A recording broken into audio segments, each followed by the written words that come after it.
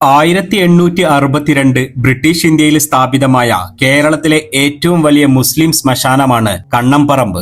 1858 മലബാറിലെ പടർന്നു പിടിച്ച കോളറ, മാപ്പിള മയ്യത്തുകൾ മറമാടാൻ ഒരിടമെന്ന ആശയമാണ് കണ്ണംപറമ്പ് പൊതുശ്മശാനത്തിലേക്ക് എത്തിച്ചത്. 1862 ജനുവരി 27 5 ഏക്കർ ഭൂമി ഏറ്റെടുത്താണ് ഇതിന് തുടക്കം കുറിച്ചത്. 1890 വീണ്ടും വന്ന കോളറ ആയിരക്കണക്കിന് ആളുകളാണ് മരണപ്പെട്ടത്. 1931 തൊട്ടടുത്ത പ്രദേശങ്ങൾ കൂടി ഏറ്റെടുത്ത് മൊത്തം 13 ഏക്കറിലാക്കി ഈ ശ്മശാനം. കബറിടങ്ങൾ തിരിച്ചറിയാനുള്ള എളുപ്പത്തിന് ഓരോരോ പ്ലോട്ടുകളായിട്ടാണ് ഇവിടെ സജ്ജീകരിച്ചിട്ടുള്ളത്.